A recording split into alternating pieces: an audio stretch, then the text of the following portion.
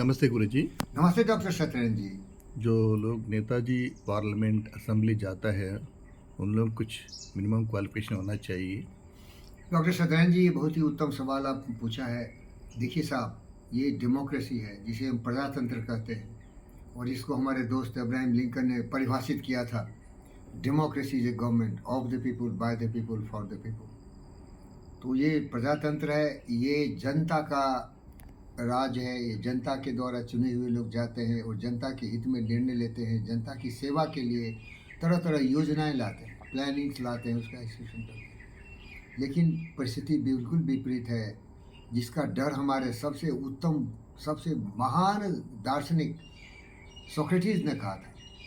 ये डेमोक्रेसी है ना, ये अज्ञानी मूर्खों नासमझ लोगों का चुना हुआ व्यक्ति है। क्योंकि जब आपका समाज ही ज्ञानी नहीं होगा तो कैसे लोगों को चुनेगा। तो इसके लिए क्या है, डेमोक्रेसी वहाँ ही सफल हो सकता है सर। डेमोक्रेसी वहाँ ही सफल हो सकता है जहाँ की नागरिक बिके नहीं। अब हिंदुस्तान में क्या होता है, अब देखो जहाँ भी इलेक्शन होता है पैसे देते हैं, घर घर जाके। ज़्यादा लोग क्या है, गरीब लोग हैं और ज़्यादा लोग लोभी लालची है। तो क्या करता है केजरीवाल, देखो क्या करता है, पानी फ्री दे दिया, बिजली फ्री दे दिया। तो जो ये खरीदता है वोट, वो आदमी कैसा है उससे तो मतलब नहीं है ना भाई। वो कोई भी किसी को खरीद लेता है और बिकता है इंसान। आप जानते हो ना, काम क्रोध तथा लोभ हृदय तिष्ठन्ति तस्करा ज्ञान रतर प्रहाराय तस्मात् जागृत जागता। काम क्रोध और लोभ तो हर जगह होता है ना भाई। तो हर आदमी लोभी हो सकता है। तो इसीलिए आपने जो बोला, ऐसा मिलना मुश्किल है। वही सच्चा लीडर हो सकता है देश का, वही सच्चा महान व्यक्ति हो सकता है जो निस्वार्थ हो। जैसे हमारे देश में से महान व्यक्ति की कमी नहीं थी। कितने लोग देश के लिए शहीद हो गए। मंगल पांडे से लीजिए, लोभी लालची नहीं थे, लीडर थे। अंग्रेजों के खिलाफ उन्होंने आंदोलन शुरू किया। भगत सिंह, चंद्रशेखर आज़ाद थे, लाल बाल थे। इसके बाद अनेक हमारे महान व्यक्ति थे, सुभाष बोस थे। ये लोग देशभक्त थे, अपने देश के लिए, अपने स्वाभिमान के लिए, अपनी स्वतंत्रता के लिए। झांसी की रानी थी, नाम गिनाऊंगा तो घंटों इसी में लग जाएंगे मेरे दोस्त। तो ये लोग ज्ञानी थे, ये लोग जागरूक थे। शिवाजी महाराज थे, महाराणा प्रताप थे। ये किसी का नुकसान नहीं करते थे, अपनी इज्जत बचाने के लिए वो ये लोग संघर्ष कर रहे थे, नहीं समझे। लेकिन बाकी क्या है, उसकी इज्जत नहीं है, बिकाऊ है, बिकता हो। उदाहरण देता हूँ, बिहार का देखो लीडरशिप क्या रहा है, लल्लू यादव। और उससे ऐसे लोग हैं जातिवादी, समाज को जाति में बांटता है, मारता है, पीटता है, लूटता है, पैसे में खरीदता है जाति के नाम पर। आज पूरे देश में ऐसा हो रहा है। अब देख रहे हैं कि जाति जाति जाति, जिसकी जितनी भागीदारी, जितनी उसकी जनसंख्या उसकी भागीदारी। चूतियों, गद्दारों की औलाद, कमीने। ये नागरिक एक ही है, इसको जाति धर्म में मत बांटो। ये हिंदुस्तान का जितना भी नागरिक है ना, ये एक ही है। तो सर, हमारी तरह जो सचमुच सबको अपना समझता हो, जो योगी हो, कोई भेदभाव नहीं करता हो, ऐसे लोगों को पहले ट्रेनिंग मिलना चाहिए। ट्रेनिंग मिलने के बाद, जैसे बोलता हूँ, खोल के बोलता हूँ, आरएसएस देखो ऐसे लोग बनाता है। मोदी क्या है, मुसलमान के खिलाफ है क्या? एकदम खिलाफ नहीं है। उसका एक प्रिंसिपल है, अपना पूजा पाठ करता है। लेकिन कोई भी ऐसा वो काम किया है जिससे कि हमारे मुसलमान भाई भाइयों का नुकसान हो। जैसे अब तलाक हो, हमारी बहनों के साथ जो उनकी सोच के आधार पर कठिनाइयाँ थी, उनको डिवोर्स करते थे। या 370 आर्टिकल का एरोगेशन हो। बूढ़े लोग तो गुस्सा मान जाएंगे। देश की एकता अखंडता में विश्वास करने वाला व्यक्ति, ज्ञानी पढ़ा लिखा व्यक्ति, भले मोदी का डिग्री क्या है मैं नहीं जानता हूँ, लेकिन ये लोग समझ जाएं कि सोच से ही तुम्हारा संस्कार बनता है। जो समझदार सोच वाला, क्या भैया अब्दुल गफ्फार खान थे ना भाई, अभी हमारा आरिफ मोहम्मद खान है ना, सुबही खान है ना, एक से एक हमारे मुसलमान भाई बहन भी है जो सारे लल्लू कल्लू अल्लू से बहुत ज़्यादा समझदार है भाई।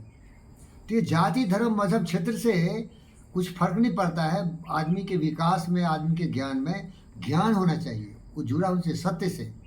सत्य क्या है, सब हम एक हैं, एकता अखंडता में विश्वास करना चाहिए।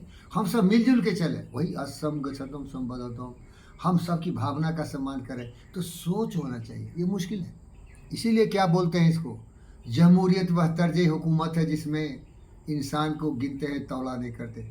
चोर उचक्के बदमाश बिकाऊ जो हमारी जनता है, अपनी ईमान धर्म को बेच देती है और किसी को भी चुन के देती है। कभी धर्म के नाम पर चुनती है, कभी जाति के नाम पर चुनती है। और ये चुने हुए लुच्चे लफंगे गुंडे फुंडे जब पहुंच जाएंगे पार्लियामेंट में तो क्या करेंगे? वो संविधान की किताब लेकर नाचते रहेंगे और संविधान जिसने बाबा अम्बेडकर ने लिखा उसकी धज्जियाँ उड़ा देंगे।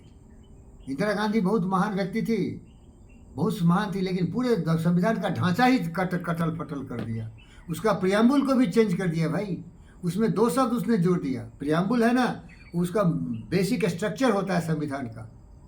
We the people of India having solemnly resolve to constitute our constitution secular socialist secular democratic republic. उसमें उसने सेकुलर और सोशलिस्ट लिख दिया, जबकि ओरिजिनल बाबा अम्बेडकर का संविधान था उसमें था डेमोक्रेटिक सॉवरेन रिपब्लिक।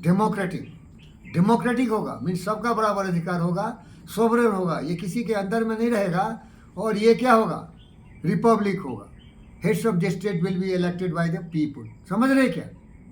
तो मेरे भाई, ये जितने भी पार्लियामेंट में जाने वाले लोग हैं, मेरा सौभाग्य है कि कुछ लोग तो जरूर समझदार हैं, लेकिन 99% लोग क्या है, जाति के नाम पर, धर्म के नाम पर, मजहब के नाम पर, क्षेत्र के नाम पर चुने गए हैं और इसीलिए ये देश का विनाश कर रहे हैं। देश के हित में काम नहीं हो रहा है। इसीलिए मैं बार बार बोलता हूँ, सेना में भी हमारे जितने भी सेना के अध्यक्ष हैं ये लोग सुभाष बोस की छवि के नहीं है, नहीं तो ये दर्शक नहीं बने।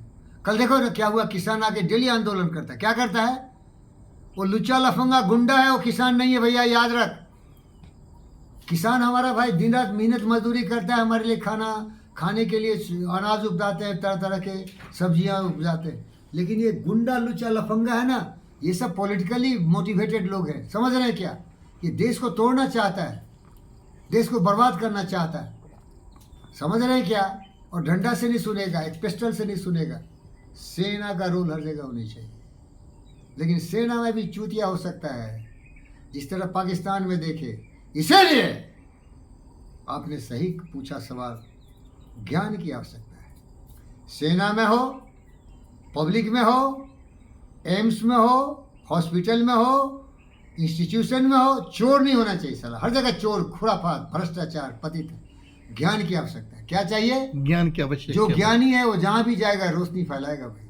वो सूर्य की तरह होता है, आदित्य होता है, अद्वैत होता है। सिंहन के नहीं ले रहे, हंसन के नहीं पात, लालन की नहीं बोलियाँ, साधुन चल जमान। देखो एक आदमी हुए थे अब्राहम लिंकन, किस तरह से उन्होंने मानवता के कल्याण के लिए ब्लैक और वाइट्स को बराबरी का अधिकार दिया, इमेंसिपेशन प्रोक्लेमेशन। तो जो ज्ञानी व्यक्ति होगा वो जानता है कि जीवन तो छोटा है, इस जीवन में कुछ इस तरह से कार्य करे कि पृथ्वी पर शांति हो, पृथ्वी अमन चैन हो। यहाँ चिड़िया का चाक सुन रहे हो क्या सत्यनारायण भाई? चिड़िया चाकती रहे, हमारे भाई बहन हंसते रहे, मुस्कुराते रहे, सबों का कल्याण हो।